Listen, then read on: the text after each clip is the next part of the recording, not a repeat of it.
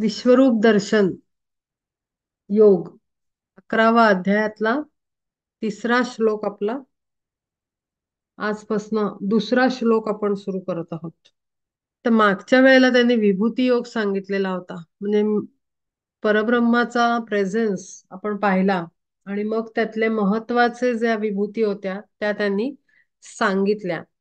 आता पुढचा आपण करतोय विश्वरूप दर्शन.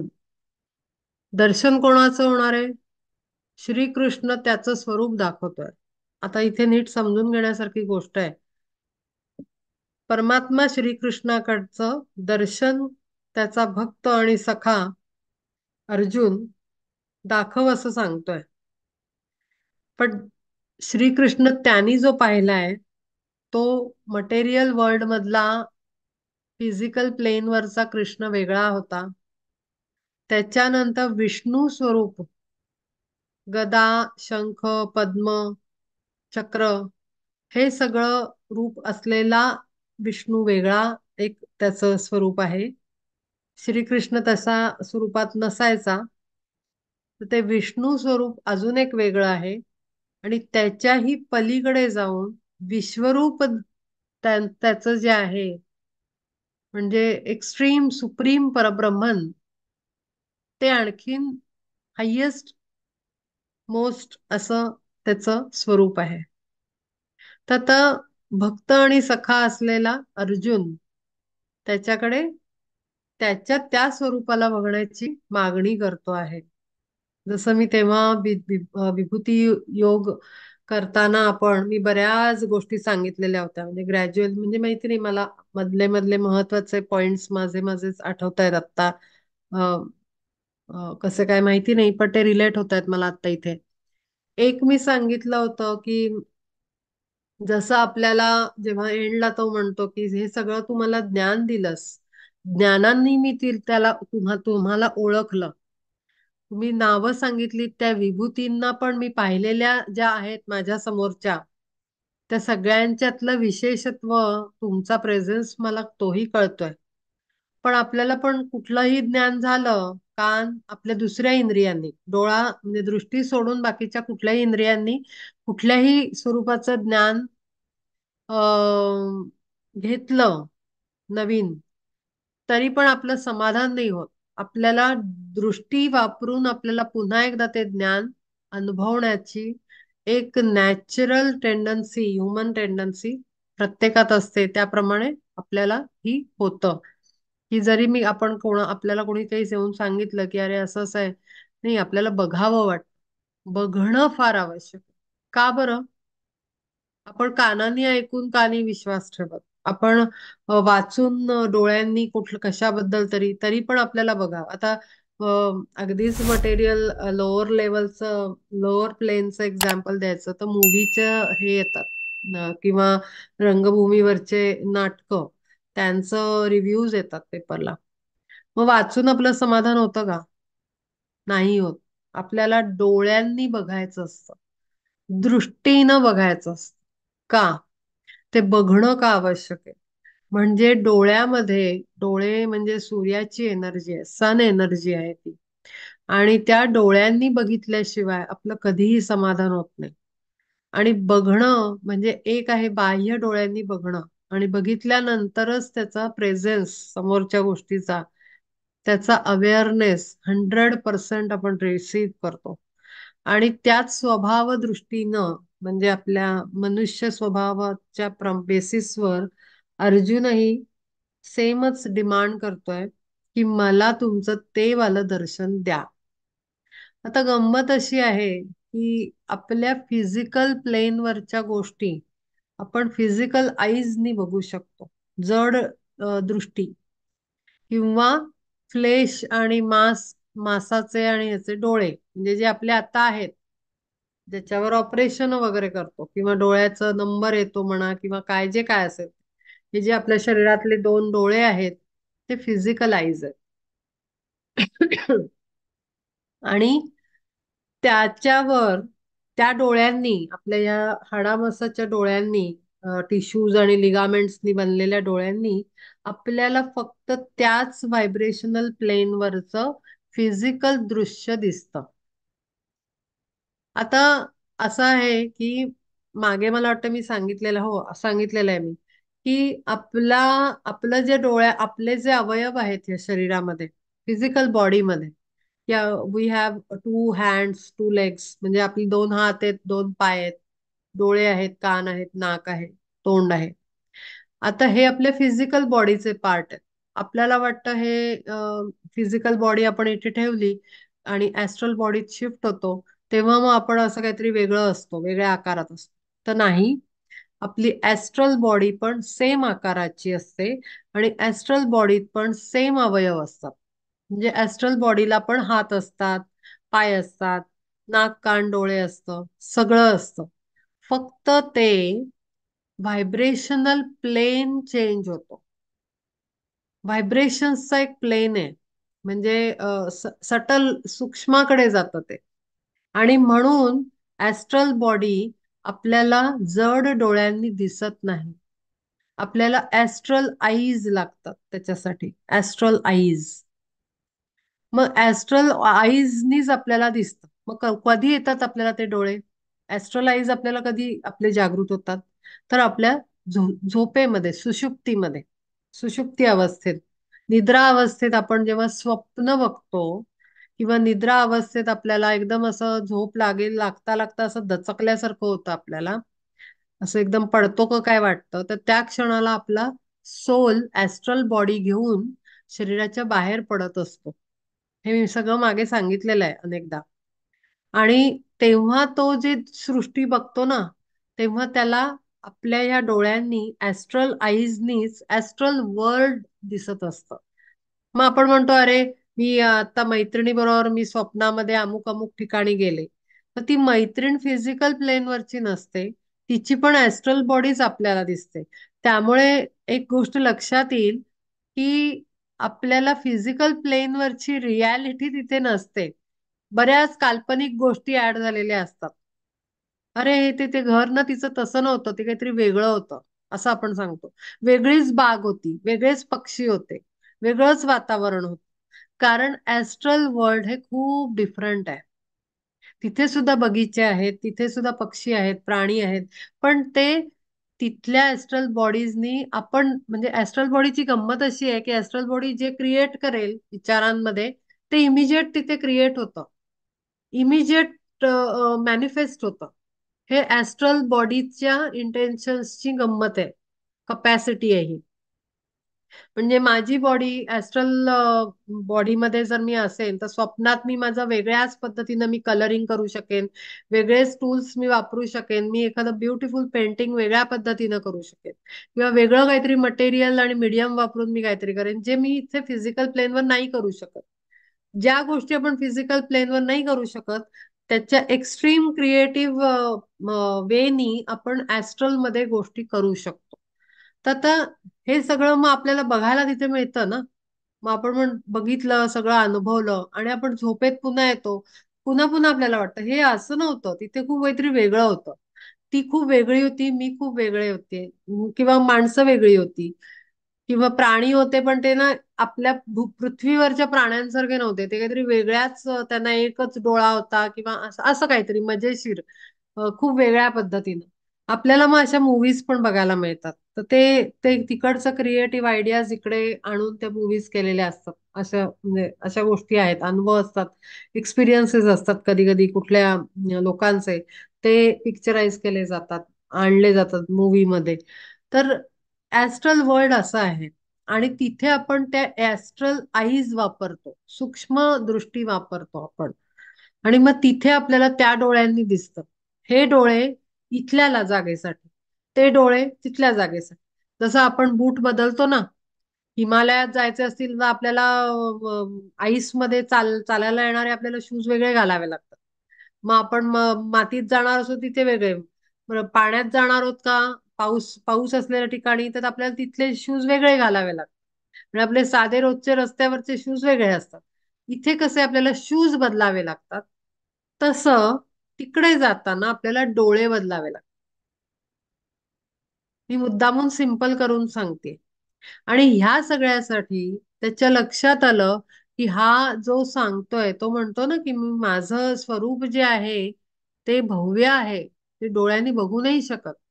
मग तेव्हा अर्जुनाला लक्षात येतं की आपण ह्याच्यात तर काही आपण बघू नाही शकणार, काहीतरी वेगळं आहे. तर त्यामुळे त्याला दृष्टीची आवश्यकता आहे. ती दृष्टी असल्याशिवाय तो त्या प्लेनवर जाऊन त्याला बघू नाही शकत. ठीक आहे ना. तर त्यामुळे आता तो पुढे तशी तशी त्याची मागणी येणार आहे. आणखीन एक गोष्ट मी सांगितली होती विभूती योगात, पण ती आता पुढच्या श्लोक च्या ह्याच्यामध्ये आलो आपण की मी त्याला एक्सप्लेन करेन, माझ्या डोक्यात आहे ते. दुसरा श्लोक आहे, भवाप्ययौ हि भूतानां श्रुतौ विस्तरशो मया त्वत्त कमलपत्राक्ष महात्म्यमपि चाव्ययम्.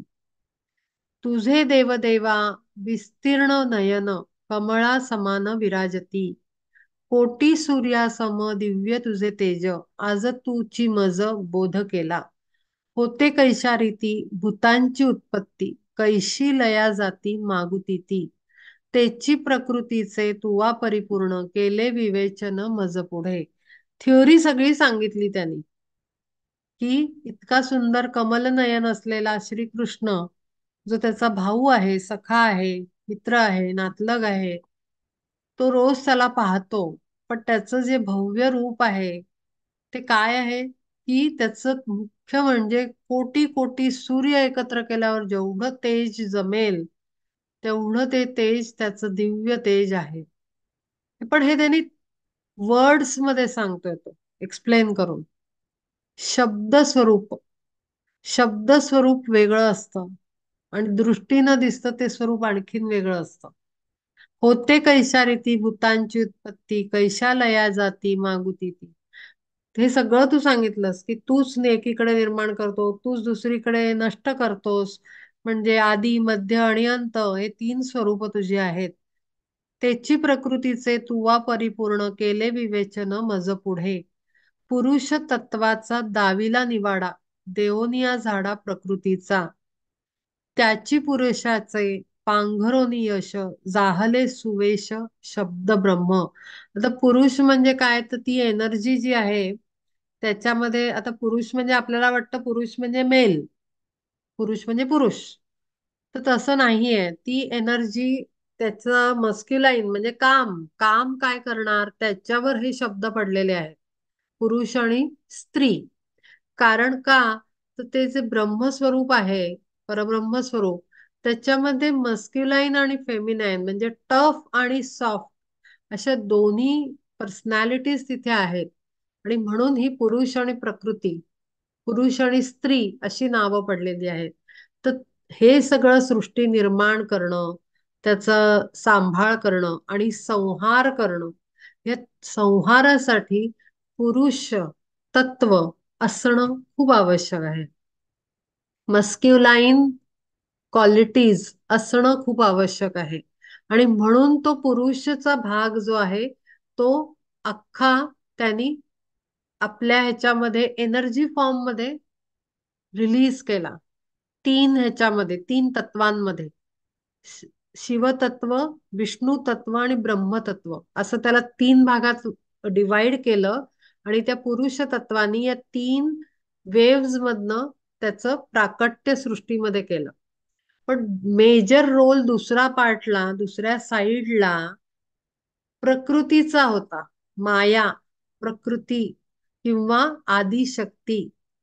ती कशी आहे, ती माता स्वरूप आहे.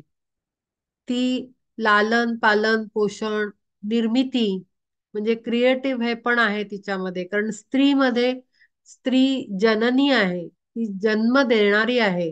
त्यामुळे तिनं प्रकृती स्वरूप घेतलं. पण त्याच्या आतमधला जो प्राण आहे, कळतंय का तुम्हाला मी काय बोलतेय, की प्रकृतीच पसरली सगळीकडे सृष्टी रूपानं.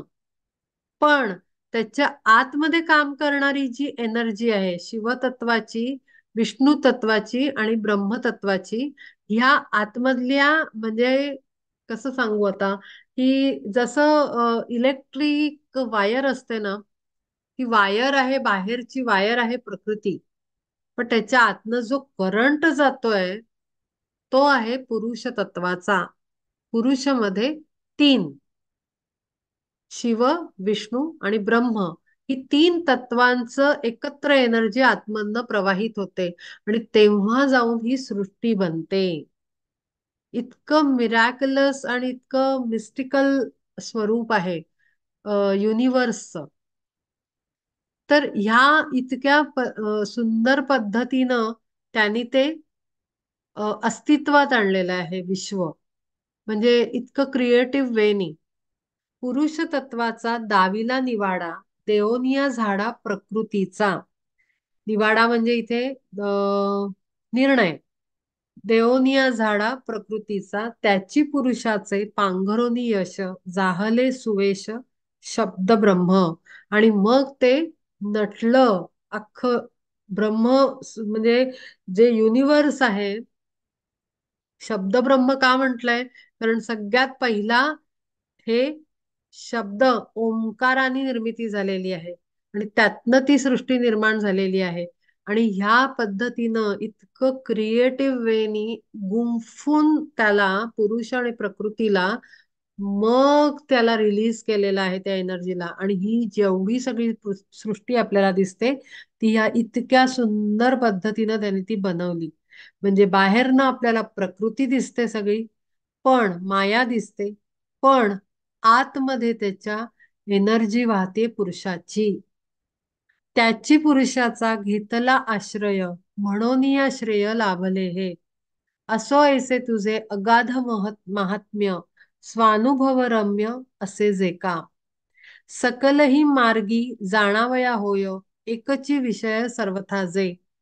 तेची तुवा मज जगतपते आज, दाविले सहज ऐशा रीती. मेघाचे पटल नष्ट होता जैसे, भानुबिंब दिसे नभा माझी. किंवा हाते दूर सारिता शेवाळ, सुनिर्मळ जळ दिसू लागे. नातरी सर्पाचे दूर होता वेढे, जैसी भेट घडे चंदनाची. हे असं का उपमा दिल्या तिथे, की मेघाचं पटल नष्ट झाला म्हणजे काय, ढग हल्ले समोर आलेले की मग आपल्याला सूर्य दिसतो. आपण म्हणतो ना, सूर्य दिसला नाही आज दिवसभर. थंडीमध्ये ढग येतात किंवा पावसाळ्यामध्ये ढग येतात. आपल्याला म्हणतो आपण की ढग आहेत, आज सूर्याचं दर्शन नाही.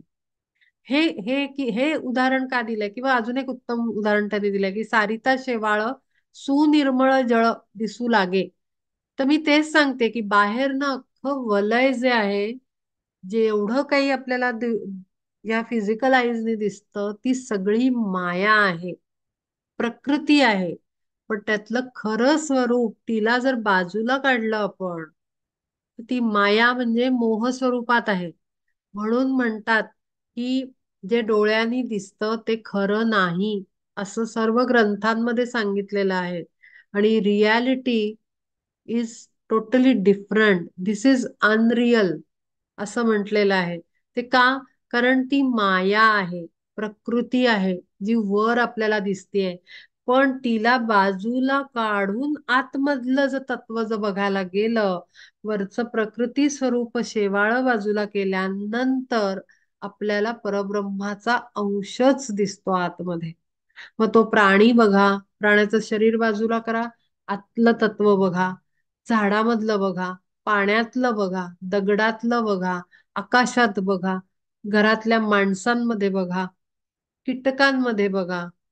जिथे तिथे आपल्याला वरचं दिसणारं स्वरूप जर आपण बाजूला केलं शेवाळासारखं त्याला, तर आतमधलं जे जिवंत तत्व आहे, एक स्पार्क आहे आतमध्ये, तो आहे तो परब्रह्म. असं म्हणतायत ते की तुवा मज जगतपते आज, दाविले सहज ऐशा रीती. इतकं सहज करून तू दाखवलंस मला की मला आता लक्षात आलं की ते ढग प्रकृतीचे हटवले की तुझं स्वरूप दिसतं. हे जेव्हा आपल्याला कळेल ना, तेव्हा ते विश्वरूप दर्शन ना आतमधनं आपल्याला होईल. त्याच्याशिवाय आपल्याला ते कळणार नाही.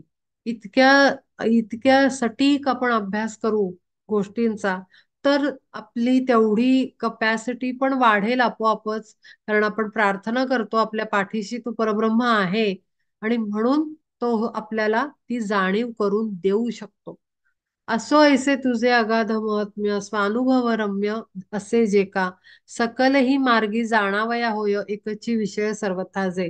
तसं ते सारल्यानंतर शेवाळ उत्तम निर्मळ जळ म्हणजे परब्रह्म दिसू लागे. नातरी सर्पाचे दूर होता वेढे जैसी भेट घडे चंदनाची. म्हणजे काय की सत्य स्वरूप जे आहे ना ते आतमध्ये आहे. हे बेसिक काय म्हणतो बॉटम लाईन आपण ती आहे की आतलं शोधायचं. मूळ काय आहे, मुळाला कोण आहे, सगळ्याचा रूट कॉज कोण आहे तो बघायचा. आपण माणसाला बघतो, हा माणूस असा वागतो, तो माणूस असा वागतो, हे असं आहे ते तसं आहे. अरे नाही, त्याच्या आतमधनं कोण काम करतंय त्याला शोधायला जायचं. आणि मग ते कळल्यानंतर असं वाटतं अरे हे जे आपण ज्याच्यावर रागवतो ते तर शरीर आहे. कारण ते हावभाव देतं, कारण ते फिजिकल आईज ना एक्सपिरियन्स देत आहे, राग येण्यासारखा, आनंद देण्यासारखा. पण त्याच्या आतमधलं तत्व काहीतरी स्पार्किंग एनर्जी आहे, पॉवरफुल एनर्जी आहे. मग ही कळल्यानंतर त्या वरच्या चादरीला, आवरणाला आपलं लक्ष जाणं कमी होतं अंडरस्टँडिंग डेव्हलप करण्यानी. आणि मग खूप सारा जीवनातला रोजचा होणारा पेन, सफरिंग किंवा इतर गोष्टी, इन्व्हॉल्वमेंट, अटॅचमेंट्स ह्या कमी होतात आपल्या. आपोआप आपल्याकडे एक अम, अम, अ, स- काय म्हणलं आपण समदृष्टी हे जी म्हटलेली आहे ती ती दृष्टी आपल्याकडे येते सगळ्यांकडे बघण्याची. नातरी सर्पाचे दूर होता वेढे जैसी भेट घडे चंदनाची. किंवा हस्तगत होय द्रव्य राशी पळोनी विवशी जाय जेव्हा. विवशी म्हणजे पिशाच. तैसी ज्ञाना आड प्रकृती जी होती देवे सारोनीती पलीकडे. आता प्रकृतीचं स्वरूप काय, ज्ञानाच्या पलीकडे म्हणजे अज्ञानात प्रकृती दिसते आपल्याला. पण ती हटवल्यानंतर ज्ञान आपल्याला मिळतं. ज्ञान कशाचं? ज्ञान is knowledge. Knowledge, light. Light कधी मिळतो? सूर्य दिसल्यानंतर. आपल्याला अंधारात लाईट नाही मिळत. जेव्हा सूर्य येतो समोर तेव्हा आपल्याला लाईट दिसतो. म्हणजे जेव्हा ज्ञान येतं, इन्फॉर्मेशन येते तेव्हा नॉलेज मिळतं. आपण म्हणतो ओ अच्छा हे असं आहे, आज मला कळलं. असं आपण बोलताना पण बोलतो आपल्या बोली भाषेत की ओके अच्छा हे ओ हा हे इथे असं आहे म्हणून मला मला तेच कळत नव्हतं की हे काय प्रॉब्लेम आहे. मग जेव्हा आपल्याला मेन गोष्ट दिसते डोळ्यांना तेव्हा आपल्याला त्याचा प्रकाश मिळतो, आपल्याला त्याचं नॉलेज मिळतं, आपल्याला ज्ञान होतं. ज्ञानेंद्रियांनी आपल्याला डोळा नावाच्या दृष्टी नावाच्या ज्ञानेंद्रियांनी आपल्याला ज्ञान मिळतं. डोळ्यांनी दृष्टीने आपण प्रकाश बघतो आणि तो बघितल्यानंतर आपली सगळं अज्ञान दूर होतं. अज्ञान इज इग्नोरन्स. इग्नोरन्स इग्नोरन्स म्हणजे अज्ञान. ते आपलं दूर होतं. कशामुळे? नॉलेजमुळे, लाईटमुळे, प्रकाश. तैसी ज्ञाना आड प्रकृती जी होती देवे सारोनी ती पलीकडे. मग बुद्धी लागी माझी या साचार केले शेज घर परब्रह्म. शेजघर म्हणजे विश्रांतीचं स्थान, तिथे आपण अगदी जाऊन आपण सुखावतो. परब्रह्माचं प्रेझेन्स जिथे जाणवतो, मग ते अगदी छोटस मंदिर का असना, आपल्याला जेव्हा परब्रह्म कळायला लागतं ना तर जिवंत माणसात सुद्धा ते दिसतं आणि अत्यंत सुख, दुसरा काही शब्द नाही माझ्याकडे. प्रचंड आनंद, समाधान, उच्च लेवलची शांती आणि अत्यंत आतून ब्लिसफुल स्टेट. सुखावतो आपण, आपल्याला वाटतं बस इथेच सगळं. मग असतं कोण? ते साधा माणूस असतो कोणीतरी. आपल्याला अडचण आपण आपण तेव्हा अडचणीत असतो म्हणून तेव्हा सुरुवातीला असे अनुभव येतात. पण नंतर नंतर रोजच्या ह्याच्यातनं सुद्धा आपल्याला तो त्याचा प्रेझेन्स जाणवायला लागतो. मग वरचं अज्ञानाचा पडदा बाजूला केला प्रकृतीचा की आतमध्ये कळतं अरे तेच आहे. आणि मग असं वाटतं अगदी जवळ आहे आपल्या. कुठे शोधायची गरज नाही. कुठे दृष्टी वगैरे वगैरे ह्या गोष्टी तर आपोआप अंतर्दृष्टीनं मिळाल्यामुळे त्याला वेगळं बघण्याची गरज नाही लागत. ती भूक सुद्धा मरून जाते, कारण तो सतत सोबत आहे, आपल्या आत तर आहेच आहे आणि विविध रूपांनी बाहेर पण आहे. आत आहे आणि बाहेर आहे. म्हणजे आपण त्या डोहातच डुंबतोय हे सतत क्षणोक्षणी अनुभव यायला लागतात. म्हणजे सतत कंटिन्युअस एक्सपिरियन्स. तिथे डिस्कनेक्शन आहेच नाही, तिथे आपण डिस्कनेक्ट होतच नाही. मग बुद्धी लागी माझी या साचार केले शेज घर परब्रह्म. म्हणून या ऐक तुची सर्वेश्वर जाहला निर्धार जीवाचा हा. आता या लाईन मध्ये बघितलं का, मग बुद्धी लागी माझी या साचार केले शेजघर परब्रह्म. शेजघर कोणाला केलंय? बुद्धीला. कारण आपण बुद्धीच लावत राहतो ना. डोळा बघतो आपला फिजिकल आहे आणि इन्फॉर्मेशन ब्रेनला देतो. ब्रेन मध्ये आपली बुद्धी आहे, म्हणजे विचार आहे. आपण अंडरस्टँडिंग एक प्रोसेस आहे, ब्रेन करतो. त्याच्याने आपण अंदाज लावतो, अच्छा हे असं आहे, या तसं आहे, हा माणूस असा आहे, ही बाई तशी आहे, ही घटना अशी आहे, या जागा अशी आहे. आपण हे सगळं बुद्धीमध्ये सगळं काय म्हणतो प्रोसेसिंग करत असतो.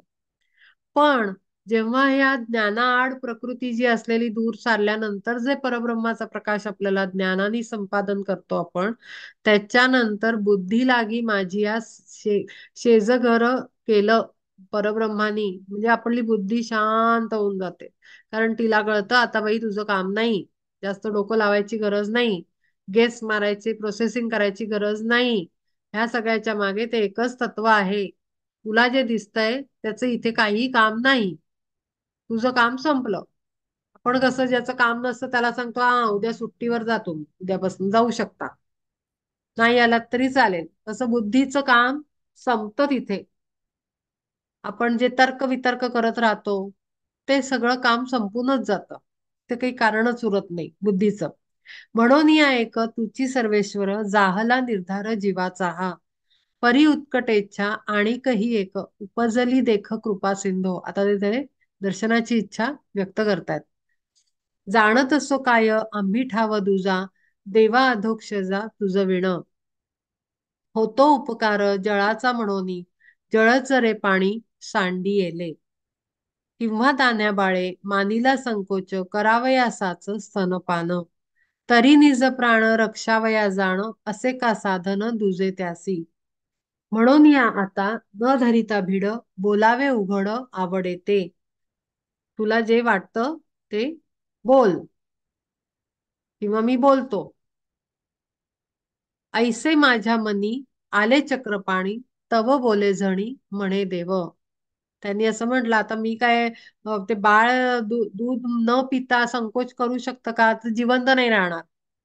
हो ना, तसंच त्याला आता तिथे दुसरा ऑप्शन आहे का काही नाही. बाबा आता जे काय आहे ते मला त्या दृष्टीनं दाखव, बघायचंय बस. बघितल्यानंतर एकदाची आत्मशांती होते. फिजिकल आय असू दे नाही तर इनर आय असू दे, स्पिरिच्युअल आय असू दे.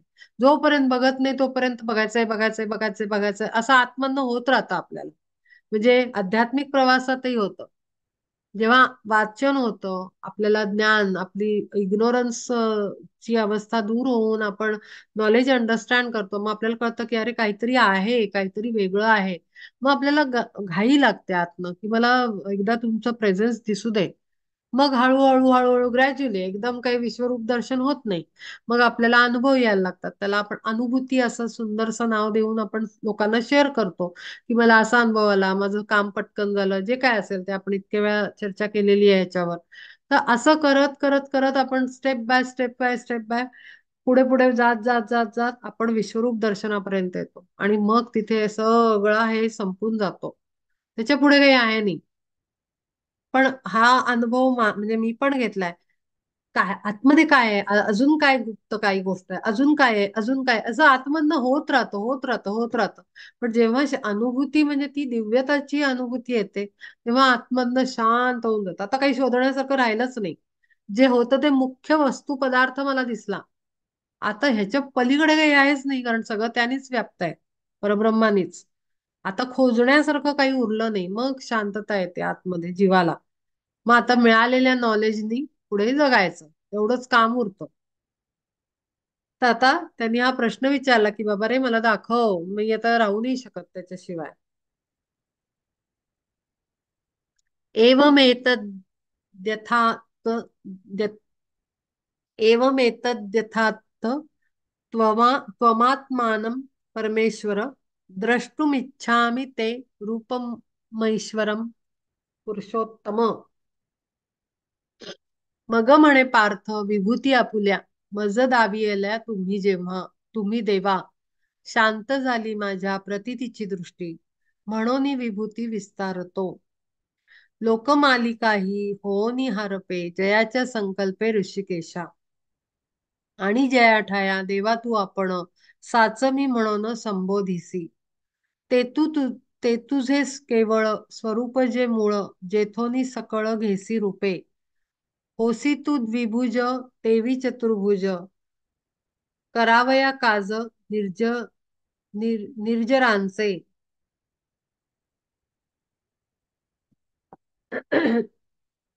निर्जरांचे म्हणजे देवांचे.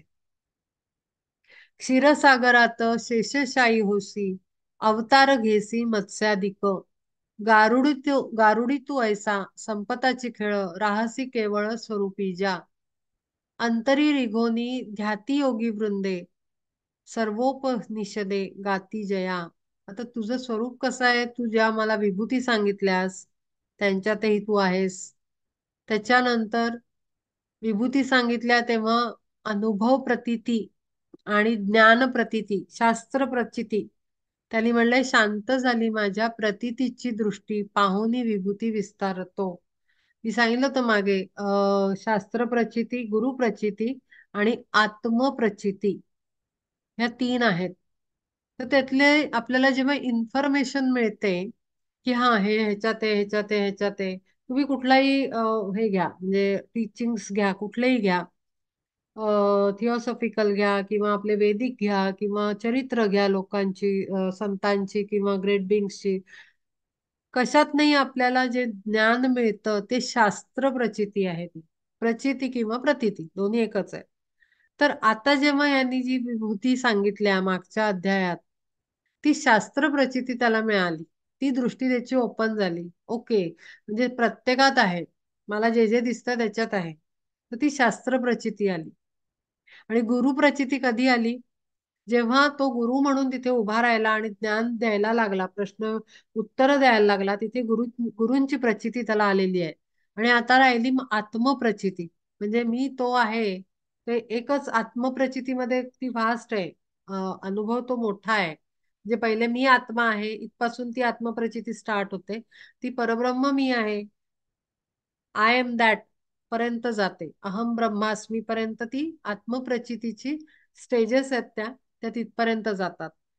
लोकमालिका ही होनी हारपे जयाच्या संकल्पे ऋषिकेशा. आणि जया ठाया देवा तू आपण साचमी म्हणून संबोधिसी. हे सगळ्यांमध्ये मी आहे असं तू सांगतोयस. शिवाय त्याच्यानंतरही त्यांनी म्हटलं ना की तुझ्या समोर मी वेगळा आहे, चतुर्भुज रूप माझं वेगळं आहे, विष्णू स्वरूप, आणि परब्रह्म स्वरूप माझं वेगळं आहे. होसी तू द्विभुज तेवी चतुर्भुज, करावया काज निर्जरांचे. म्हणजे जेव्हा कामं असतात देवलोकाची किंवा वेगवेगळ्या लोकांची, त्रिलोकाची, तेव्हा तू चतुर्भुज रूप धारण करून किंवा आणखीन वेगळी वेगळी रूप धारण करून त्याचे जेवढे अवतार आहेत ते सगळे धारण करून ते देवतांचं काम तो करतो. आणि द्विभुज बनून फिजिकल प्लेनवर तो आलेला आहे. असं मल्टीटास्किंग त्याचं चालू आहे. क्षीरसागरात शेषशाही होसी, अवतार घेसी मत्स्यादिक. गारुडी तू ऐसा संपताची खेळ, राहसी केवळ स्वरूपी जा. आपलं काम करतोस आणि गपचूप आपल्या ओरिजिनल स्टेटला तू निघून जातोस. म्हणजे तुला साप पकडणं फार कठीण आहे, कारण तू तिथे प्रेझेंट असतच नाही. आणि म्हणून नथिंग, नो थिंग, नथिंग म्हणजे नो थिंग, शून्य. पण शून्य सुद्धा एक व्हॅल्यू आहे आपल्या काउंटिंग मध्ये. म्हणून नो थिंग, काहीच नाही तिथे. गारुडी तू ऐसा संपताची खेळ, राहसी केवळ स्वरूपी जा. तो जेव्हा निघून जातो तेव्हा परत आपल्याला काहीच दिसत नाही, कारण तो स्वतः पण म्हणतो मी पण काहीच नाही, म्हणजे माझ्याही मागे लागून होता. अंतरी रिघोनी ध्याती योगी वृंदे सर्वोपनिषदे गाती जया. आणि योग्यांना काय होतं? जे योगी असतात त्यांना अंतरात कळून जातं. मगाशीच मी सांगितलं, जेव्हा आपल्याला मुख्य स्वरूप कळल्यानंतर धावाधाव थांबते आणि आतमधनं फक्त कंटिन्युटी मध्ये जगणं राहतं. म्हणजे आपला आपला आपण ज्या ह्याच्यात आहोत तो जर्नी आपण संपवायच्या ह्याच्यात आपण राहतो. शांत होतो. जया स्वरूपाते सनकादी मुनी राहिले देवोनी प्रेम मिठी. ऐसे विश्वरूप ऐकतो जे कानी अगाध म्हणोनी तुझे देवा. तेची देखावया झाले जगन्नाथा माझे चित्त आता उताविळ. आता मी पूर्ण करते पहिले. तुम्ही माझा दूर करोनी संकोच मज लोभे साच विचारिले. तरी हीच एक तीव्र इच्छा मनी असे बाळगोनी राहिलो मी. इथे तुझे एक विश्वरूप थोर दृष्टीशी गोचर व्हावे माझ्या. मला आता उघड्या ह्यानी दिसावं, उघडपणे दिसावं. मला आता ते तुझं दर्शन घ्यायची इच्छा आहे. आता मी तुम्हाला एक गंमत सांगते की जे मी मागच्या विभूती योगात मी एक्सप्लेन केलेली होती. तर आता समोर आहे तो श्रीकृष्ण आहे, दोन हातांचा द्विभुज. तो कोणाचं रूप घेऊन कोणाचा अंश आहे किंवा कोणाचा अवतार आहे?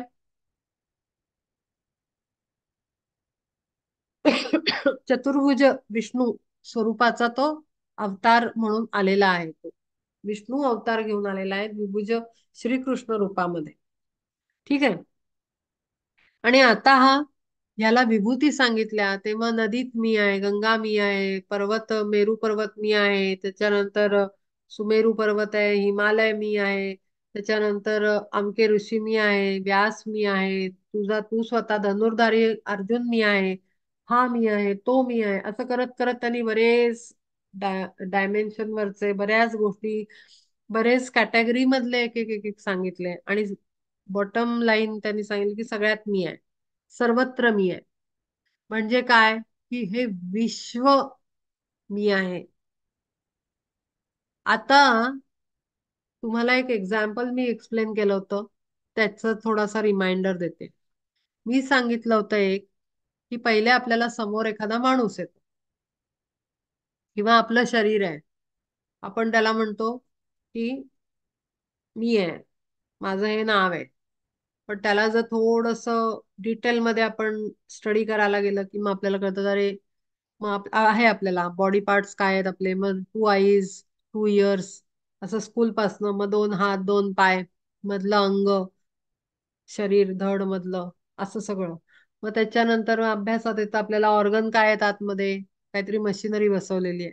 मग आपण मुलं म्हणतात, मुलांना शिकवलं जातं, आपल्याला शिकवलं जातं की एक ब्रेन आहे, मग हे हार्ट आहे, एक लंग्स आहेत 2, किडनीज आहेत, युरिनरी ब्लॅडर आहे, अमका आहे ढमका आहे, लिव्हर आहे, असे सगळे आपल्याला आतमधले मशिनरी कळते. मग त्या मशिनरी मधनं मग परत येतं की अरे मग ह्यानं धरलं कोणी, ही मशिनरी एवढी बसली कशात? अरे मग बोन्स आहेत. मग मग मग नुसते बोन्स आहेत का? तर नाही, ते सगळे जोडून एक स्ट्रक्चर आहे, है ना, स्केलेटन आहे. मग ते स्केलेटन आणि ते मग त्याच्यामध्ये परत काय आहे? मग ते गडबड होणार नाही का? धक्का लागला, पडला, आतमध्ये इंजुरी नाही तर मसल्स आहेत. मग मसल्स आहेत, मग टिश्यूज आहेत, लिगामेंट्स आहेत, नुसते मसल्स नाही आहेत. त्याच्यात पण प्रकार आहेत वेगळे वेगळे, की मसल वेगळा आणि असं सगळं जोडणारं हे वेगळं. मग ते सगळं आहे. मग ते सगळ्यांना मग ते सगळं जिवंत कसं राहतं? तर मग नाही, ते रक्त नावाची एक वस्तू आहे, लिक्विड बॉडीमध्ये. तर ते नद्या वाहतात तसं आतमध्ये त्यांच्या व्हेन्स आहेत आणि मग त्यातून ते सगळं व्हेन्स मधनं जातं. मग आणखीन झूम करत गेलो आपण त्याच्यात. मग अरे रक्त, मग रक्त कसं वाहतं? मग त्याला लालच कलर का? मग असं काय? मग ते इकडे तिकडे कसं जातं? नाही, मग ते सेल्स आहेत आतमध्ये. हो की नाही? मग सेल्स आहेत, मग सेल, मग ब्लड सेल्स वेगळ्या आहेत. मग स्किन मध्ये काय आहे? स्किन मध्ये सुद्धा सेल्स आहेत. आपला जो कलर आहे बॉडी कलर, आपण म्हणतो हा वेगळा, तो वेगळा, हा गोरा, हा काळा, हा सावळा, हे असं काय आहे? तर नाही, ते सेल्स आहेत. त्याचे त्वचेमध्ये आहेत, स्किन मध्ये आहेत. मग असं सगळं केल्यानंतर सेल्स न पण मग परत एकच सेल आहे का? अरे नाही, खूप साऱ्या करोडो सेल्स आहेत शरीरामध्ये. आणि त्याच्यात सुद्धा वेगळ्या वेगळ्या कॅटेगरीज आहेत. मसल सेल्स वेगळे आहेत, ब्लड सेल्स वेगळे आहेत, स्किन सेल्स वेगळे आहेत, असं बरंच काय काय.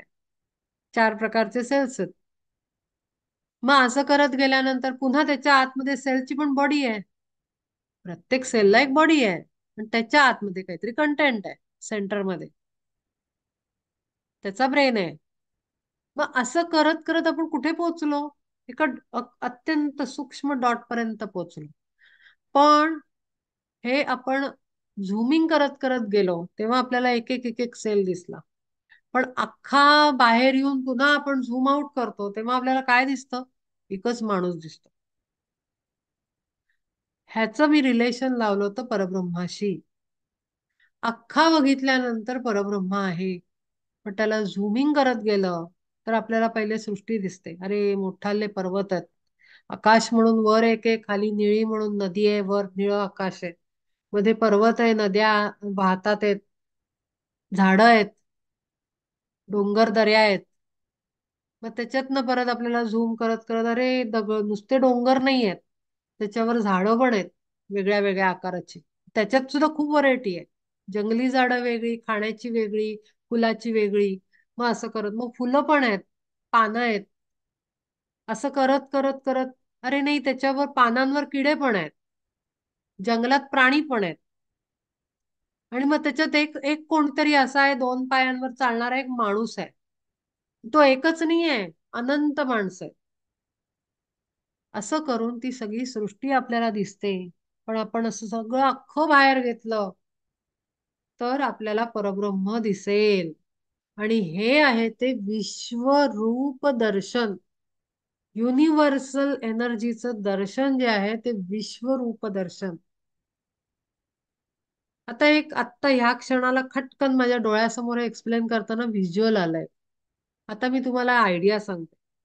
आपल्याला जर मेडिटेशन करायचं असेल विश्वरूप दर्शनाचं, तर आत्ता माझ्या तोंडून जसं जसं गेलं तसं झुमिंग करत करत करत करत जायचं आणि एकदम झूम आउट करायचं. झूम आतपर्यंत गेलात की एकदम लेन्स अशी बाहेर आणायची, झूम आउट करा डोळे बंद करून, आणि मग या सगळ्या एलिमेंट्सना एकत्र बघा. काय काय सांगितलं? पहिले सृष्टी सांगितली. डोंगर, दऱ्या, नदी, समुद्र, आकाश, जमीन, मग वृक्ष, मग त्यातले प्रकार, मग त्यातली झाडं, फळं, पानं, फुलं, हे सगळं. त्याच्यानंतर त्याच्यावरचे कीटक, झाडावर सुद्धा किडे असतात. कीटकांमधले अॅनिमल किंगडमचे सगळे ऍटम, मग खाली चालणारे, चढलेले, असे सगळे आणायचे. आणि मग त्याच्यात ह्युमन्स, मग एक ह्युमन नाही अनेक ह्युमन. हे असं सगळं बघितल्यानंतर एकदम दूर जायचं आणि या सगळ्यांना एकत्र बघायचं. दिस इज विश्वरूप दर्शन. आणि मग ह्यातनं सगळ्यातनं एक तेजस्वी, एक आकाश, एक प्रकाश स्वरूप, सगळ्यांमध्ये एक स्पार्क बघायचं. सगळं इमॅजिन करायचं आहे. हे सगळ्यांमध्ये एक असा तो हे असतो ना टिमटिमणारा छोटासा लाईटचा स्पार्कच, दुसरा शब्द नाही त्याला. झाडामध्ये स्पार्क बघा, अॅनिमल किडा दिसतो त्यात एक डॉट स्पार्क बघा, ह्युमन मध्ये स्पार्क बघा, अॅनिमल्स मध्ये स्पार्क, फुलं पानं स्पार्क, आकाशात स्पार्क बघा, डोंगर मध्ये स्पार्क बघा, आणि बाहेर आल्यानंतर फक्त ते टिमटिमणारे डॉट्स दिसतील. हे आहे विश्वरूप दर्शन. ह्याच्यावरनं लक्षात येतं की हे सगळं तो आहे आणि फक्त तो आणि तोच आहे, दुसरं काहीही नाहीये. ह्या पद्धतीनं रोज 5 मिनिटं ध्यान जरी केलं ना, सगळी एनर्जी ड्रास्टिकली चेंज होईल. लाईफ चेंजिंग सिच्युएशन असेल ती. तर ह्या पद्धतीनं विश्वरूप दर्शन आपणही घेऊ शकतो. ऐसे विश्वरूप ऐकतो जे कानी, अगाध म्हणोनी तुझे देवा, तेची देखावया झाले जगन्नाथा, माझे चित्त आता उतावीळ. पण आता हे बघण्यासाठी डोळे हवेत. तेही सांगते, डोळे कुठून येतील? आता ह्याला तर दिव्य दृष्टी तो देतोय. म्हणजे काय? तर डोक्यावर एक त्याला ऍक्च्युली त्याची डायमेन्शन ओपन करतात ते. म्हणजे शक्तिपात सारखं म्हणू शकतो आपण. ठीक आहे. तर आपला थर्ड आय आहे, आणि that third I is inner I, spiritual I. तो थर्ड आय आहे आज्ञा चक्राच्या इथे मध्ये, कपाळावर सेंटरला. ठीक आहे. तर आपण जेव्हा हे सगळं ध्यान करू, 5-10 मिनिटाचं, 15 मिनिटाचं, जर मजा यायला लागली, छान व्हायला लागलं, तर अगदी एक्सटेंड करा 5-10-15 मिनिटं. पण फार काही त्याचे इफेक्ट व्हायला लागले तर कमी करायचं, त्याला घाबरायचं नाही. काहीही होत नाही, घाबरायचं नाही. आणि कनेक्ट करताना सगळ्यात आधी इन्व्होकेशन, मी नेहमी सांगेन, कधी आपला मी करतो, मी करते असं करून कधी करायचं नाही. हे परब्रह्मा, तू दाखवतोयस, तू करवून घेतोयस, तूच सगळं आहेस, मला सांभाळ. Please bless me, divine guidance, divine help and divine protection while doing meditation, असं म्हणायचं. 3 गोष्टी: डिवाइन गायडन्स, तुझा दिव्य काय म्हणतो गायडन्स, आपल्याला म्हणजे मार्गदर्शन. त्याच्यानंतर डिवाइन हेल्प, तिथपर्यंत पोहोचण्यासाठीची मदत, ती सुद्धा तूच कर. आणि डिवाइन प्रोटेक्शन, मला तूच सांभाळ, काही व्हायला लागलं म्हणजे काही कमी जास्त होऊ देऊ नको मला. तर हे 3 गोष्टी मागून मग हळूहळू सुरुवात करायची. तर आपल्याला आता ह्या डोळ्यांनी दिसणार नाही. मग आपण काय करतो, आपण इमॅजिन करतो. इमॅजिनेशन कुठून होतं आपलं? छोटी मुलं पण करत असतात. परी असते, हे असते, एंजल असते, मग टिंकर बेल आहे. मग ती मूव्ही बघून येतात की हा, मुलं छोटी गोष्टी करायला लागतात. छोटी जी टॉडलर्स असतात, म्हणजे 4-5 वर्षाची मुलं, ते तसल्या मूव्हीज बघितल्या डिझनीच्या, की ते इमॅजिन करायला लागतात. की मग हा इथे उभा आहे, तो तिथे उभा आहे, मग ते खेळतात, मग त्याच्यात ती कॅरेक्टर्स असतात. हे सगळं काय आहे? इमॅजिनेशन. आणि इमॅजिनेशनचं आपल्या स्पिरिच्युअल सिस्टम प्रमाणे जर आपण बघायला घेतलं, तर आज्ञाचक्र इथे विजडम कॉन्सन्ट्रेशनचा जो सेंटर आहे, आपल्याला इमॅजिन करावं लागतं. क्रियायोगामध्ये महाअवतार बाबाजींनी किंवा लाहिरी महाशयांच्या चरित्रामध्ये ध्यान करून तो जो निळा मणी ते बघतात, नीलमणी, तो नीलमणी, ब्ल्यू पर्ल, तो आज्ञाचक्रात बघतात, थर्ड आय. तर आपली दिव्य दृष्टी इथे आहे, थर्ड आय मध्ये. तर आता एकदम डोळे उचलून वर लावायचे नाहीत, त्याच्याने डोळ्यांना स्ट्रेस येतो. काहीही करायचं नाही, डोळे नॉर्मल कंडिशन मध्ये ठेवायचे, कुठे वर बीर करायचे नाहीत ते. कुठलेही विचित्र प्रयोग करायला जायचं नाही. का नाही जायचं? कारण ते आपोआप होतं. एनर्जी चेंज होते तेव्हा काही ते डोळे वर करावे लागत नाही, झापकन खेचले जातात दोरी लावल्यासारखे. म्हणून आपण काही करायला जायचं नाही, आपण साधच राहायचं, शांत बसायचं. श्वासाचा पहिले 1-2 मिनिटं अभ्यास करायचा, ब्रीद इन ब्रीद आउट, जो त्या दिवशी मी घेतला होता. त्याच्यानंतर स्टेडी करायचं, विचार कमी झाले की नाही ऑब्झर्व करायचं, शरीरावर जे आपण केलं त्या दिवशी त्या सगळ्या प्रोसेसनी शांत करायचं स्वतःला. आणि मग आपली प्रोसेस स्टार्ट करायची इमॅजिनेशनची. पहिले हिमालय बघितला, रेफरन्सेस घ्या, फोटो बघा, त्यांना आठवा, प्रॅक्टिस करा रोज थोडी थोडी. डोंगर कसे दिसतात, आकाश कसं दिसतं, काय म्हणतात, बर्ड व्ह्यू कसा दिसतो, म्हणजे वरून बघितल्यानंतर पृथ्वी कशी दिसते दुरून. ते एक आहे, एक ऍप पण आहे, असं झूम झूम झूम झूम करत जमिनीपर्यंत येतात ते, कुठेतरी बघितलं होतं मी. तसं करायचं. आणि मग माणसं दिसतायत, मग एक असं असं असं करत करत करत मग झूम आउट करायचं. आणि मग तुम्हाला तो प्रकाशच दिसला पाहिजे सगळीकडे. मग वस्तू ग्रॅज्युअली कमी दिसल्या पाहिजेत आणि फक्त लाईटचे स्पॉट दिसले पाहिजेत. आणि हे आहे ते विश्वरूप दर्शन, अभ्यास करायचा असेल तर. तरी हीच एक तीव्र इच्छा मनी, असे बाळगोनी राहिलो मी, की ते तुझे एक विश्वरूप थोर, दृष्टीसी गोचर व्हावे माझ्या. मन्यसे यदि तच्छक्यम मया द्रष्टुमिति प्रभो, योगेश्वर ततो मे त्वं दर्शयात्मान दर्शयात्मानम अव्ययम. परी आणिक ते ऐक माय बापा तुझ विश्वरूपा देखावया असे माझ्या ठाई योग्यता साचार किंवा अधिकार नसे माझा आपुले आपण काहीच हे नेणे नेणसी का म्हणे देव जरी तरी रोगी काय आपुले आपण रोगाचे निदान जाणत असे आणि होता मन तीव्र इच्छाधीन पडे विस्मरण पात्रतेचे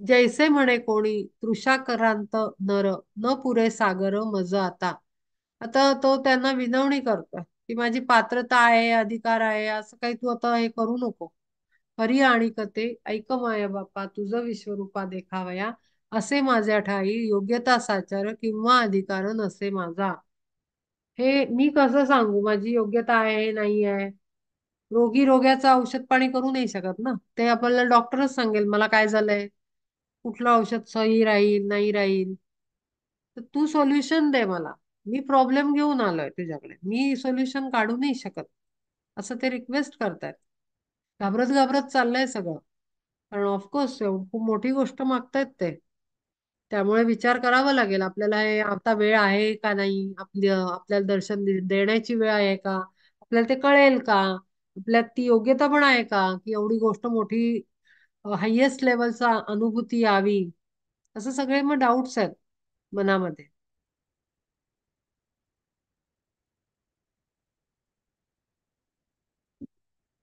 परी आणि कते ऐक माया बापा तुझं विश्वरूपा देखावया असे माझ्या ठाई योग्यता साचार किंवा अधिकार नसे माझा आपुले आपण काहीच हे नेणसी का म्हणे देव जरी तरी रोगी काय आपुले आपण रोगाचे निदान जाणत असे आणि होता मन तीव्र इच्छाधीन पडे विस्मरण पात्रतेचे जैसे म्हणे कोणी तृषाक्रांत नर न पुरे सागर मज आता आता आपलं पण होतं ना एखादं कुठे ट्रिप करून आले आपण ते बघितले फोटो बघितले काही बघितलं सीडी युट्यूब चॅनलवर काही एखादं रिसॉर्ट बघितलं किंवा अगदी हिमालयातली ट्रिप बघितली आपल्यालाही वाटतं जसं आता आपल्या हिनं दाखवलं होतं की ती त्या दर्शनाला ती गेली होती सगळ्यांना वाटलं असेल अरे आपणही जायला पाहिजे पण आपल्याला पुन्हा येतं ना मनात मागावून की अरे आपलं पात्रता म्हणजे आपण अर्थातच आपली शारीरिक पात्रता सगळ्यात पहिला विचार येतो की आपण म्हातारे आहोत आपण हे आहोत आपले लहान मुलं आहेत आपण असं आहे तसं आहे मग कसं जायचं काय जायचं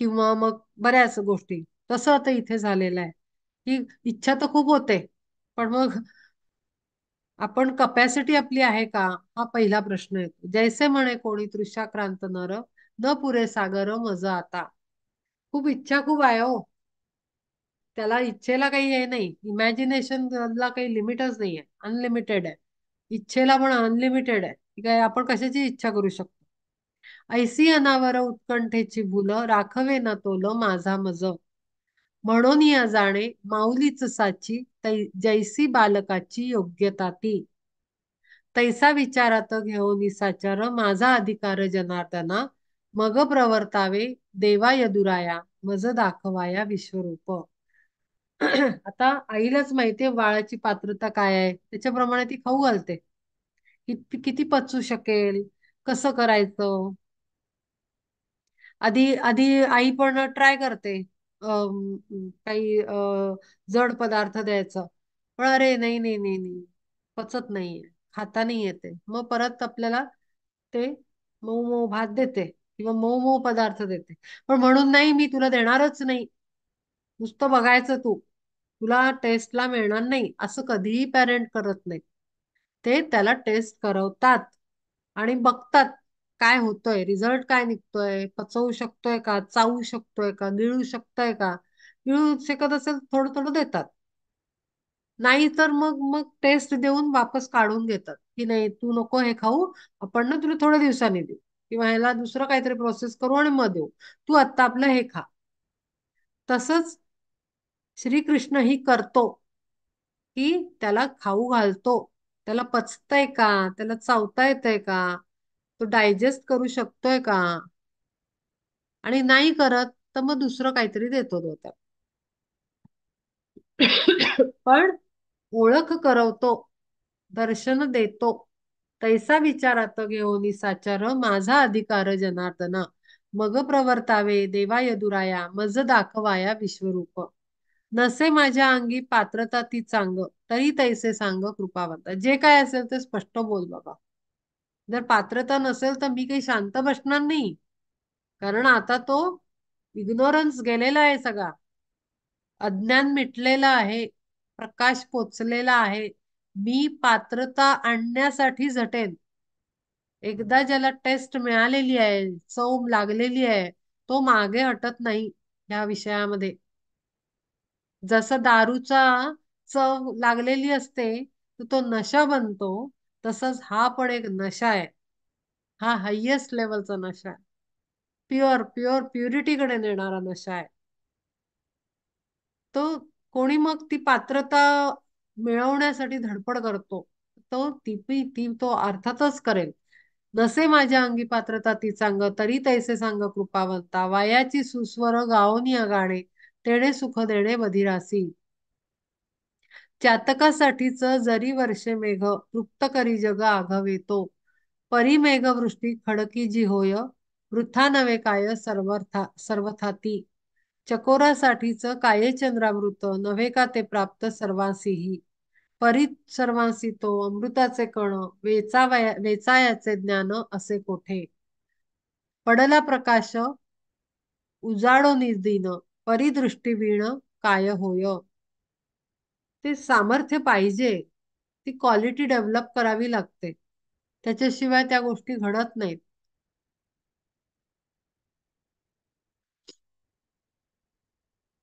पडला प्रकाश उजाडो दिन परिदृष्टी वीण काय होय. असो विश्वरूप दाविसील ऐसा पूर्ण भरवसा असे मज.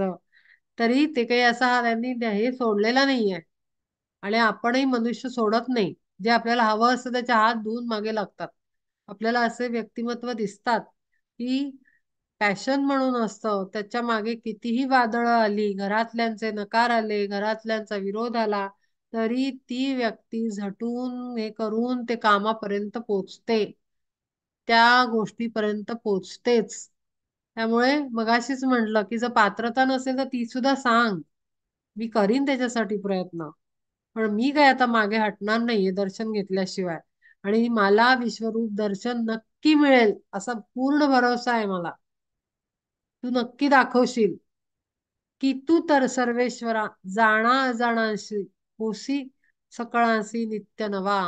कैसे तुझे थोर औदार्य स्वतंत्र देता पात्रा पात्र पाहसीना. कैवल्या एवढी वस्तू जी पावन करीसी ती दान वैर्यासीही.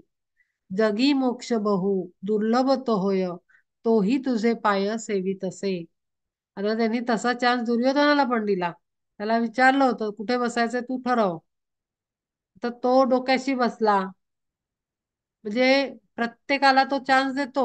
असं काही नाहीये की स्पेशल कॅटेगरी त्यांनाच देव विचारतोय. मग आम्ही नाही, आमची तयारी नाही, आमची कपॅसिटी नाही. मी नेहमी बोलते कधीही असं स्वतःला कमी लेखायचं नाही. कुठे प्रत्येकावर त्याची कृपेचा पाऊस पडत असतो. फक्त फरक आहे त्या पावसाला ओळखण्याचा आणि तशी तयारी करण्याचा. एवढाच डिफरन्स. आणि तो पार्ट आहे ज्ञान आणि अज्ञानाचा.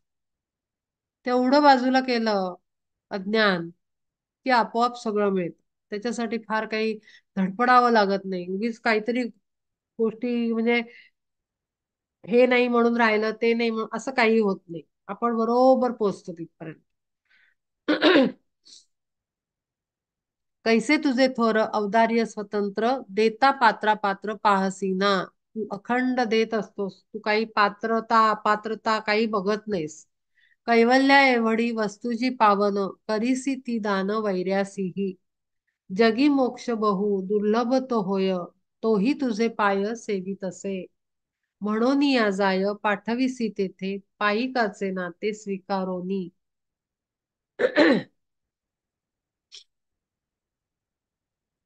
सेवकाचे सेवकाचे नात्याने सुद्धा तू ते सुद्धा बनून जातोस. त्याच्यावर कृपा करायला जिथे तिथे तू असतोस. म्हणून या जाय पाठविसी तेथे पायिकाचे नाते स्वीकारोनी. पाजोनिया तुझ विषस्तन पान हरूप आहे प्राण पूतनाजी तिज तुवा दिले सायुज्याचे दान ऋषीच्या समान सनकादी. ते सगळे जे त्याच्या बालपणी जे राक्षस आले त्यांना त्याच्या हातनं मृत्यू आलेला आहे. ते काय असेच नाही मेले. त्यांना मुक्ती मिळाली त्या त्या योनीतनं, राक्षस योनीतनं त्यांना मुक्ती मिळालेली आहे आणि त्यांना परमपद प्राप्त झालं. ज्यांनी ज्यांनी त्याच्यावर एक्सपेरिमेंट केले, त्याच्यासाठी पाठवले गेले, त्याच्यावर सुद्धा त्यांनी कृपा केलेली आहे. तर पुतना सारख्या राक्षस योनीतल्या लोकांना सुद्धा त्यांनी निजपद दिलं. तिज तुवा दिले सायुज्याचे दान ऋषीच्या समान सनकादी. राजसूय यज्ञ केला धर्मराजे तेथे ऋषी राजे पातले जे. तयांच्या समक्ष दुर्वाक्य बोलून जेणे अपमान केला तुझा. ऐसा शिशुपाल दंडावया जोगा दिली तया जागा स्वस्वरूपी. आता गंमत म्हणजे शिशुपाल आणि त्याचा एक आणखीन एक भाऊ हे पण दोघं हिरण्याक्ष आणि हिरण्यकश्यपू आणि रावण आणि कुंभकर्ण हे त्याचे ते द्वारपाल होते दोन. तीन जन्म झाले त्यांचे. तर ते शिशुपालाला सुद्धा त्यांनी काउंट करत होता तो त्याने ते एका त्या ह्याच्यामध्ये दाखवले मोरपीस असं टाकत असतो तो. 100 अपराध व्हायची वाट बघत होता तो. 100वा झाल्याबरोबर त्याचं खतम केला कहाणी त्याची. पण तोपर्यंत त्याला चान्स दिला आणि मारलं म्हणजे काय तो त्याला त्याच्या पदावर नेऊन ठेवलं परत. द्वारपाल होते ते दोघ जण. त्यांना मुक्तीच द्यायची होती आणि ती त्याच्याच हातनं होती. त्यांनी त्यांना हे दिलेलं होतं की बाबा मी येऊन तुम्हाला वापस घेऊन येईन माझ्याच हातनं मृत्यू होईल तुमचा त्यामुळे तुम्ही परत याल आपल्या धामाला वैकुंठाला. तर अशा शिशुपालाला सुद्धा दंडावया जोगा दिली तया जागा स्वस्वरूपी वापस आणलं त्याला. उत्तानपादाचा पुत्र ध्रुव बाळ मिळवाया स्थळ पितृ अंकी. मधुवना माझी घालोनी आसन करी तुझे ध्यान भक्ती भावे. मांडीवर बसायला गेला पण वडिलांनी उतरवलं की तुझं हे उच्चस्थान तुझं नाही त्याच्या सावत्राईनी. मग त्यांनी आपल्याला सगळी स्टोरी माहिती आहे की त्यांनी जंगलात जाऊन छोटा बाळ होता तो 6-7 वर्षाचा. त्यांनी तपस्या केली नारद मुनींनी त्यांना गायडन्स दिला आणि त्यांनी ध्रुवपद मिळवलं. तरी तयासी तू चंद्र सूर्याहून भले दिले स्थान विश्वा माझी. दुःखितासी ऐसे कैवल्य उघडे देता मागे पुढे पाहसीना. अंती नारायण नाम उच्चारून करी पाचारण पुत्रा लागी. ऐसा अजामिळ संसारी आसक्त तरीही तो मुक्त केला तुवा. वक्षस्थळी लाथ मारी भृगु ऋषी परिमिरविसी भूषण ते. हे सगळ्या गोष्टी आहेत त्यांच्या विष्णूच्या परब्रह्माच्या गोष्टींमध्ये हे सगळ्या गोष्टी आलेल्या आहेत की प्रत्येकाने. पण आता गंमत आहे आपण जर आता थोडस ह्यालाच आपण डिकोड करायला गेलो तर या सगळ्याच्या मागे काहीतरी दुसरी कारणं होती. हे आपण नेहमी बघितलं पाहिजे की जसं मगाशी शिशुपालाचं सांगितलं किंवा ध्रुवाचं सांगितलं किंवा आता हे भृगु ऋषींचं किंवा आपले कोणते दुर्वास मुनी. दुर्वास ऋषी जे शाप द्यायचे तर ते काही असंच घटना काही अचानक घडत नव्हत्या. ते प्लॅन्ड होत्या. डिवाइन प्लॅनच्या अकॉर्डिंग जात होत्या. आता आपण म्हणू हो त्या हो असतील होत्या. आपलं लाईफचं काय. आपलं तर कसला प्लॅन नाही आपल्या समोर ठपकन येतात लोक. हा चला माझ्या नशिबी तो चला माझ्या नशिबी. आपला सुद्धा डिवाइन प्लॅन सेम चालली आहे स्टोरी जी आपण मायथॉलॉजी मध्ये बघितली. शिशुपाल आला 100 अपराध होईपर्यंत वाट बघितली 100वा झाल्यावर मारला. शिशुपाल आला कुठनं हिरण्याक्ष कुठून आला हिरण्यकश्यपू कुठून आला रावण कुठून आला कुंभकर्ण कुठून आला सगळे लोक आले कुठून काय कनेक्शन आहे. तर त्याला बॅकग्राऊंड स्टोरी आहे.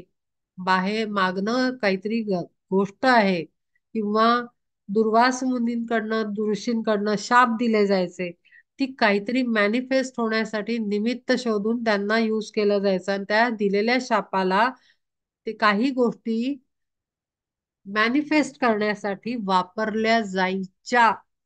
आणि सेम गोष्टी आपल्या बरोबरही घडतायत. कारण काय, विश्वरूपातलं आपण एक एलिमेंट आहोत, छोटस. आपण वेगळे नाही. आपल्या आपल्या बरोबरही तेच घडतं. आपल्या लाईफ मध्ये जे चाललंय त्याला बॅकग्राऊंड स्टोरी आहे, पास्ट कनेक्शन्स आहेत, त्यातनच आपण भेटत असतो पुन्हा पुन्हा पुन्हा पुन्हा पुन्हा पुन्हा. आणि एक एक अकाउंट क्लिअर करत जात असतो. म्हणून दुःख नाही मानायचं कशाचं. आता मी आपल्या या सेशनच्या आधी, मागच्या आठवड्यात आपण सेशन घेतलं नाही. 2023 साल संपला आणि 2024 आपण नवीन वर्षात सुरू करू. ह्याचं कारण असं होतं, हा ब्रेक घ्यायचं कारण असं होतं की सगळे सुट्टीला जातात म्हणून ब्रेक नव्हता घेतला. त्याचं कारण असं होतं की कॉस्मिक एनर्जी टोटली चेंज होतीये. आपली मदर अर्थ म्हणजे आपली पृथ्वीची एनर्जी डायमेन्शन चेंज होत आहे. आणि त्या न्यू अर्थच्या डायमेन्शन्सना आणि व्हायब्रेशनल चेंजेसना आपण मॅच केलं पाहिजे. तरच आपण त्या नवीन ट्रान्सफॉर्मेशन मध्ये, शिफ्टिंग मध्ये आपण प्रॉपरली ऍक्ट करू, कृती करू. आपण त्या एनर्जीशी मिळतं जुळतं जीवन जगू आणि आपण त्या डिवाइन प्लॅनचा पार्ट बनू शकू, जो सुप्रीम परब्रह्मांचा नेक्स्ट प्लॅन आहे फर्दर काही वर्षांमध्ये घडणारा. त्याच्यामध्ये पार्टिसिपेट करण्यासाठी आपल्याला एलिजिबल व्हावं लागतं. ती एलिजिबिलिटी आपल्या एनर्जी चेंजेसनी होते. तर ती एनर्जी चेंज होण्यासाठी आणि त्या डायमेन्शन वर येण्यासाठी मी तो ब्रेक घेतला होता. आणि म्हणून प्युरिफिकेशन सांगितलं होतं की सगळं जुनं सोडून द्या, जुन्याला मागे ठेवा आणि नूतनीकरण करतात घराचं, रिनोव्हेशन करतात, तसं स्वतःचं रिनोव्हेशन करून, एनर्जी चेंजेस करून नवीन वर्षात भेटून विश्वरूप दर्शन घ्या, असा त्याच्या मागचा अभिप्राय होता. आणि ते कारण होतं. आणि म्हणून आपण एक आठवड्याची सुट्टी घेतली होती. आय होप सगळ्यांनी फॉलो केलं असेल, फॉरगिव्हनेस करून सोडून दिलं असेल. ते आपोआप लूज होतं. म्हणजे काय असतं की जसं हे म्हणतात ना, म्हणजे नदी आटल्यानंतर ते पाणी आत आत आत जातं आणि गाव खूप दूर जातं. नाहीतर पूर्वी लोक सांगतात की अरे, आमच्या घरापर्यंत नदीचं पात्र होतं. असं कसं, म्हणजे हे बोली भाषेतले अनु अनु उदाहरणं देते मी. तसं फॉरगिव्हनेस केल्यानंतर जरी ती लोक आपल्या इर्द गिर्द आत्ता दिसत असली तरी ती एनर्जी लेवलवर हळूहळू हळूहळू डिस्कनेक्ट होऊन जातात. ते आपल्याला पत्ता पण नाही लागत. तर ते हार्मफुल पण नाही राहत आपल्यासाठी, आपल्यासाठी पेनफुल पण नाही राहत. कारण आपण फॉरगिव्हनेस करून ऑलरेडी एनर्जेटिक डिस्कनेक्शन केलेलं आहे. वरून दिसताना ते मॅनिफेस्ट होताना वेळ लागतो, एनर्जी लेवलवर फास्ट काम होतं. आणि म्हणून एनर्जी इंटेन्शन्स पॉवरफुली काम करतात. म्हणून इंटेन्शन पॉवरफुली काम करतात. आपण जे इंटेन्शन टाकू ते इमिजिएट होतं. पण ते मॅनिफेस्ट व्हायला फिजिकल प्लेनवर सगळ्या गोष्टी घडवून डोळ्याच्या या हाडामासाच्या डोळ्याला दिसायला वेळ लागतो. आणि म्हणून आपल्याला, आणि म्हणूनच सांगते, आपल्याला जो पृथ्वीवर येणारा बदल तो हळूहळू दिसतोय, पण एनर्जेटिक चेंज कधीच सुरू झालेला आहे. आणि म्हणून एनर्जेटिकली, आणि आता जे मृत्यू झाले, आता कोविड का आला, कोविड त्याचाच परिणाम होता. कारण अर्थच्या व्हायब्रेशन्स मध्ये चेंजेस येत आहेत, कॉस्मिक चेंजेस घडतायत सगळ्या पूर्ण सृष्टीमध्ये, युनिवर्समध्ये एनर्जेटिक ड्रास्टिक चेंजेस येत आहेत. आणि म्हणून जे सोल त्या प्लॅनला सुटेबल नव्हते ते रोगाच्या कारणाने त्यांना रिमूव्ह केलं आणि आता ते रिबर्थ घेऊन नव्या एनर्जीनी पुन्हा सुटेबल एनर्जी घेऊन पुन्हा जन्म घेतील. हे सगळ्या गोष्टी आपल्याला कळत नाहीत, ह्या मी खूप आतल्या गोष्टी बोलतीये. हे एनर्जीचा अभ्यास करणाऱ्या लोकांना हे सगळं माहिती असतं. पण आपल्याला आता तेच, जे मगाशी विश्वरूप दर्शनातनं आपण जडामध्ये जेव्हा असतो आपल्याला सगळं मोठं मोठं दिसतं. पण आपण जेव्हा डोळे बंद करून विश्वरूप दर्शन घ्यायला बसलो तर आपल्याला माणूस छोटा झालेला, झाड एवढूस, डॉट डॉट डॉट मध्ये बघायचं आपल्याला, आणि एक अख्खं विश्वरूप म्हणजे परब्रह्म असं बघायचंय. पण आपण जेव्हा झूम इन करतो आणि जवळ जातो, तेव्हा आपल्याला कळतं, अरे माझा हा नातेवाईक गेला, माझे वडील गेले, माझे भाऊ गेले, माझं बहीण गेलं, माझं नातलग गेले, मुलं गेली, ह्या गेला, मित्र गेला, असं झालं, दुःख झालं, संकट आलं, असं असं सगळं आपल्याला जड जड दिसतं आणि मोठं मोठं दिसतं. पण त्याचं जर रूट रिझन माहिती असेल ना, तर ते पचवायला सोपं असतं. खूप चांगली गोष्ट आहे ही. म्हणून मी म्हणलं मृत्यूला एन्जॉय केलं पाहिजे, सेलिब्रेट केलं पाहिजे. मागे मी माझ्या मुखातून ही गोष्ट गेलेली होती की मृत्यूचं दुःख नाही केलं पाहिजे. कारण मृत्यू ही एक सुरुवात आहे, अंत नाही. हे नेहमी लक्षात ठेवायचं. मृत्यू हा अंत नाही, अंत आहे फिजिकल बॉडीचा. पण आत्म्यासाठी ती नवी सुरुवात आहे, हे अजिबात विसरायचं नाही. आपल्या जवळचा नातलग गेला तर एक दोन क्षणसाठी नॅचरल म्हणजे फिजिकल लेवलवर ते डोळ्यात पाणी आलं नॅचरली तर येऊ द्यायचं, पण फार त्याच्यात डुंबत बसायचं नाही. ऐग करत तसं त्याच्यातच बसायचं नाही. मग लगेचच आपलं एनर्जेटिक थॉट प्रोसेस सुरू करायची आणि मग अर्थ समजून त्याचा, चला चांगली सुरुवात झाली, आत्मा इथून निघेल, सगळं त्याचं पर्जिंग होईल, म्हणजे ते सगळं प्रोसेसिंग होईल ऍस्ट्रल मध्ये, त्याचं हे होईल, जर्नी होईल अख्ख्या प्लेन्स मधनं, आणि पुन्हा तो नव्या एनर्जीनं, पुन्हा नव्या ताकदीनं, सुटेबल एनर्जी घेऊन तो पुन्हा पुढच्या प्रवासाला पुन्हा इथे जन्म घेईल, डिव्हाइन प्लॅन मध्ये काम करण्यासाठी. तो शत्रू स्वरूपाचा दुष्ट प्रवृत्तीचा माणूस असो, प्राणी असो, किंवा उत्तम स्वरूपाचं दिव्य स्वरूप असो, everybody is a part of divine plan. सगळेजण डिव्हाइन आहेत, दुष्ट असू दे नाही तर चांगला असू दे. आणि म्हणूनच इथे जे सगळं घडलेलं आहे ते सगळं डिव्हाइन प्लॅनच्या अकॉर्डिंग घडलेलं आहे, आणि म्हणून त्या प्रत्येकावर म्हणूनच कृपा होते. कारण तो त्याच्या नाटकाचा एक हे आहे ना. म्हणजे आता आता दुसरं उदाहरण देते, आपलं मटेरियल वर्ल्ड मधलं, की रंगभूमीवरचं नाटक आहे. मग दिग्दर्शक आणि त्याचा प्रोड्युसर काय फक्त हिरो हिरोईनलाच कौतुक करतो का? त्यांनाच खाल्लं प्यायलं का बघतो का? नाही, प्रत्येक पात्र जे असतं त्याच्यातलं ऍक्टर असतो, ते सगळ्यांची सेम काळजी घेतली जाते, कोणाला कमी जास्त नाही केलं जात. कारण का? त्याच्या नाटकाचे ते सगळे किरदार आहेत, भूमिका बजावतात ते. मग चाहे त्यातला एखादा नोकराचं काम करणारा का असे ना. एवढंच नाही, बॅक काय म्हणतो आपण, बॅकड्रॉप मधले जे लोक असतात, मेकअप मॅन किंवा ते सामान हलवणारे किंवा हेल्पर्स, त्यांची सुद्धा सेम काळजी घेतली जाते. का बरं? कारण तो अख्खा नाटकाचा स्टाफ आहे, त्या डिव्हाइन प्लॅनचं पार्ट आहेत ते सगळे. त्यांनी लिहिलेल्या नाटकाचे ते सगळे एलिमेंट्स आहेत.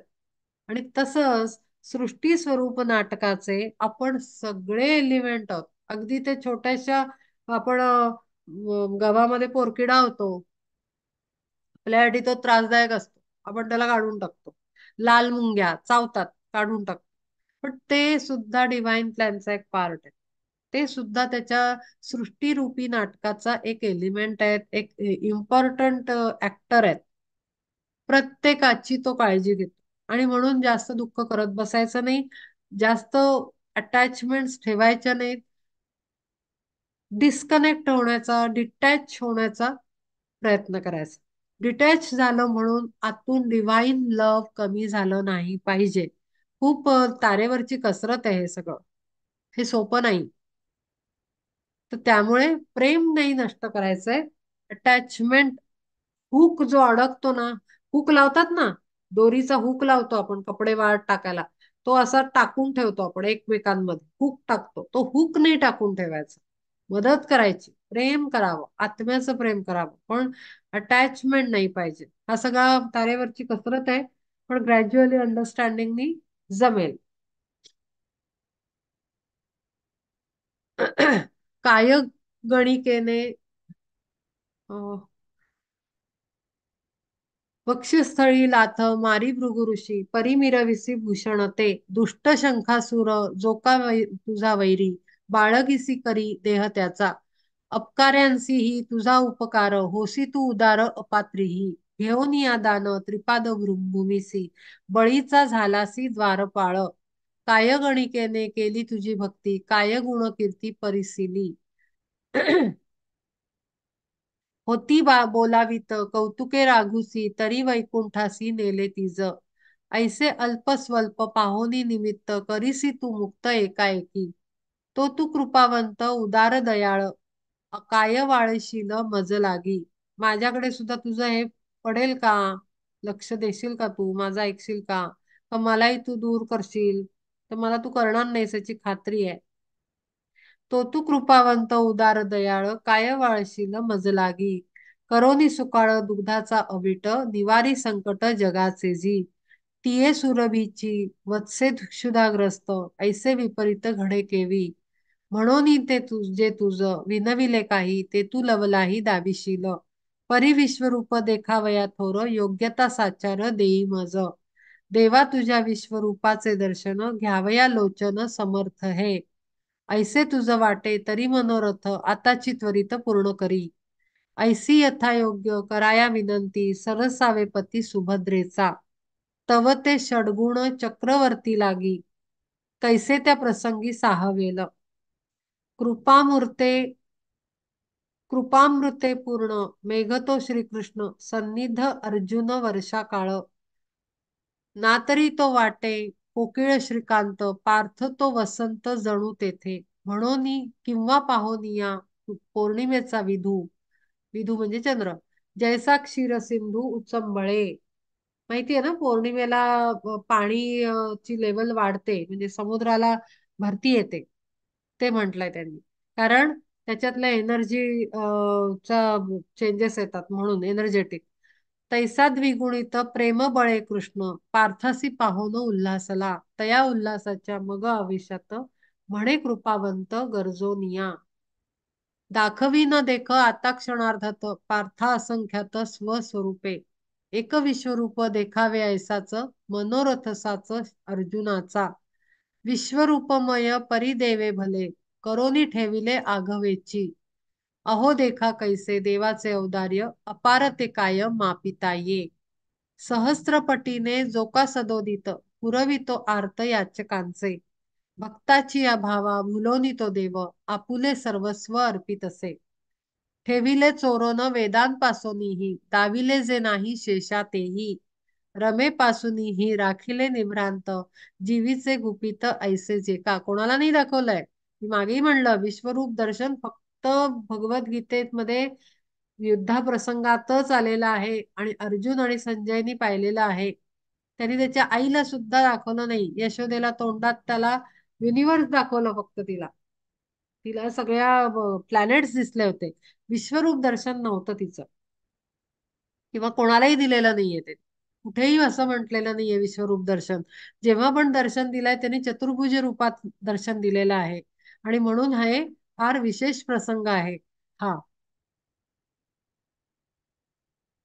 तेची विश्वरूप नाना प्रकारांनी प्रकट करोनी दावीत असे दावी विश्वरूप श्रीहरी साचार भाग्य हे अपार अर्जुनाचे जागृती मधून स्वप्ना माझी जाता दिसे ते स्वतः आपणची तैसा अगणित ब्रह्मांड स्वरूप झाला आपोआप स्वयचितो प्रकटीला विश्वरूपाचा आकार केशवे साचार एकाएकी हेडोनिया स्थूल दृष्टीचे पटल दाविले केवल योगेश्वर्य परी नाही आले तयाची ध्यानी पार्थ कैसा जणी देखील हे झाला प्रेमातुर म्हणे एकाएकी पार्था हे विलोकी विश्वरूप पण आता एक गंमत आता बोलू का पुढच्या वेळेला बोलू उशीर झाला बराच एक असं आहे पुढच्या वेळेला सांग की त्यांनी तिथेच पुढच्या वेळेला हा आता कारण प्लीज मात्र प्लीज आठवण करून द्या नाही तर मला इथे लिहून ठेवावं लागेल